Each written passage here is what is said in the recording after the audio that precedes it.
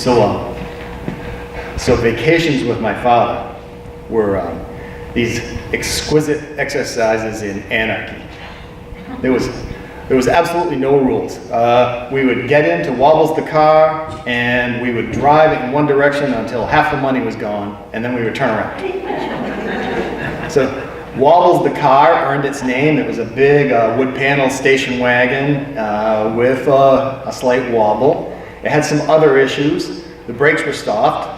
So before a stop sign, my father would shift it down to low 3 and then low 1, and then right before we were supposed to stop, he would yell, "Flintstone!" And everybody had to open the door, stick their foot out, and stop the car on the dirt. Later on, when he and I double dated, that was a great way to impress the ladies. They got a big kick out of that. They went, "Ooh." So it had some other issues. The windshield wipers, in the gears in the windshield wipers, there was a little dull spot that wouldn't work, so the windshield wipers would go once, poof, poof, and then they would stop.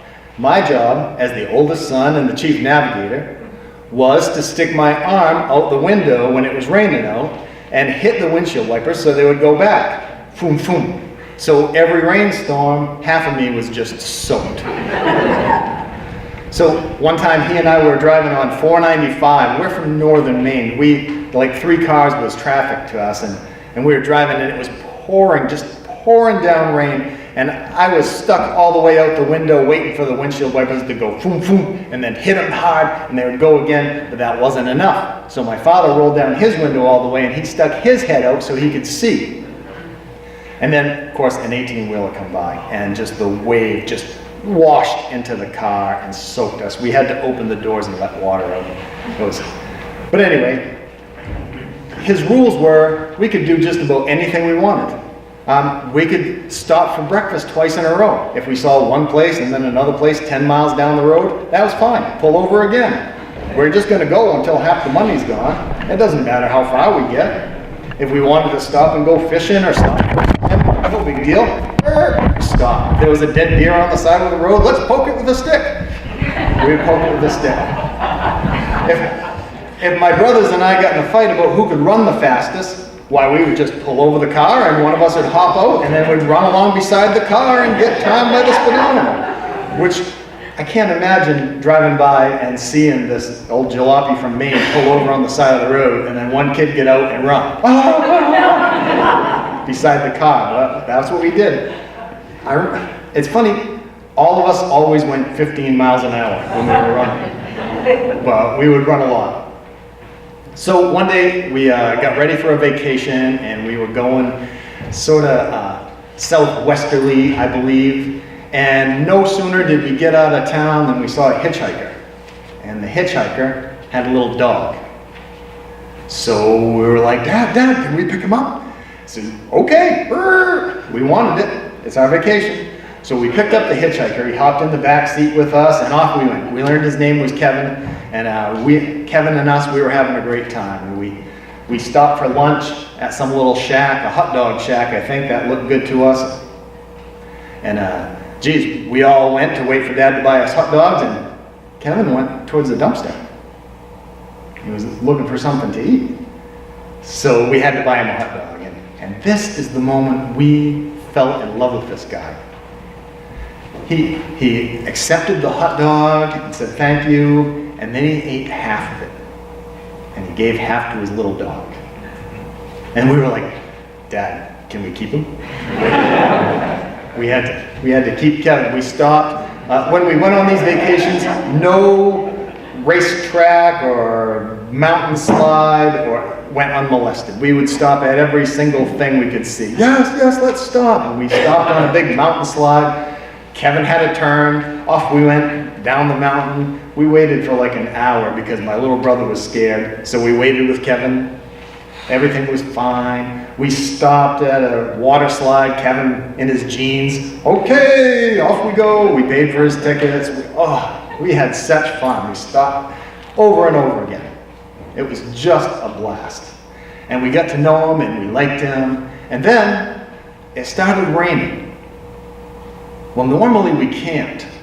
And camping was great fun. We would set up this gigantic 100-pound old canvas tent. It would take the big aluminum poles, and then as soon as we got it all set up, my father would say, "Okay, boys, reconnoiter."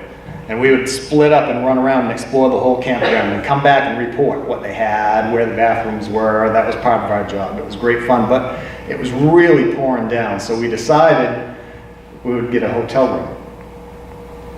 Now, we all knew it was a sacrifice because that meant, miles less on our trip before we had to turn around. So we pulled in and we got a room, and then Kevin, sad sack Kevin, started walking away.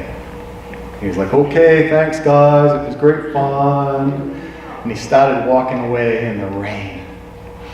So we said, "No, don't, you gotta stay with us." And he was like, "Okay, great, thanks." And we all went into the room. We explored the room as we did, and we discovered, wow, they had soap and shampoo in these little teeny bottles. And that was great, and we were really glad when Kevin discovered that. He was a little bit right.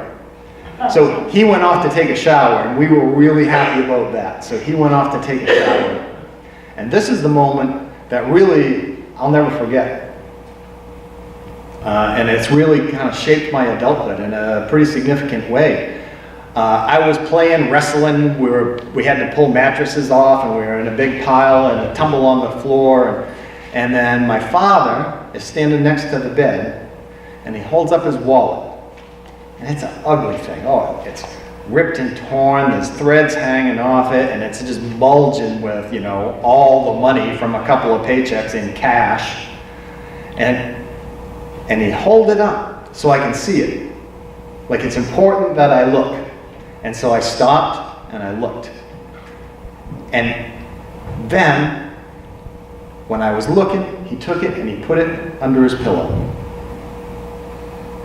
And man, I got it. It was such a perfect moment of, just an education. Like, we just stopped and picked up a stranger.